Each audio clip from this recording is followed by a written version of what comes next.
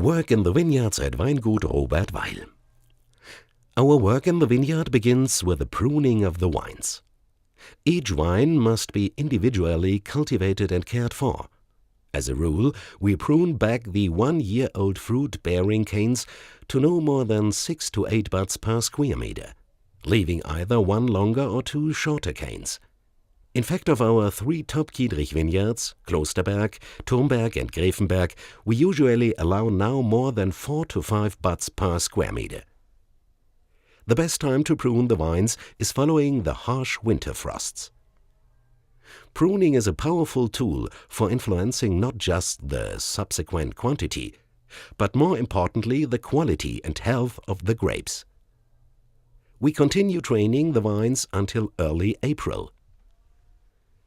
The fruit-bearing canes are secured to the trellis to ensure an even distribution of the developing shoots along the fruiting wire, a crucial factor for the successful cultivation of the wine. It joins other important canopy management measures during the vegetative phase to promote the best possible berries. In April, the fragile new vines are planted into fallow ground that has been subjected to an intense preparatory regimen. On average, a vineyard must be replanted every 30 to 40 years, and the care those young vines receive is a major factor in the quality of the grapes that can eventually be expected from that site. Together with the more general weather conditions, the cumulative temperature of the soil and air ultimately determines when the plants begin to form shoots. The new growth typically appears between the middle and end of April.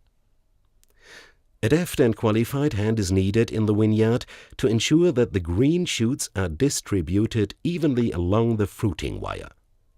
This promotes strong assimilation, air circulation, and drying of the crops, key steps toward nurturing ripe and healthy berries with a fully developed set of aromas, flavors, and a long hang time on the wine. Throughout the month of May, we are hard at work thinning the extra unwanted shoots. Shoot positioning takes place in late May and June, the same time that flowering begins. With the end of this phase, the fertilized flowers begin to develop berries in a process called fruit set.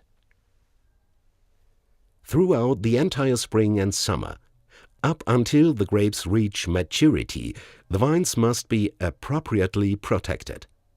We prefer an approach notable for its low environmental impact.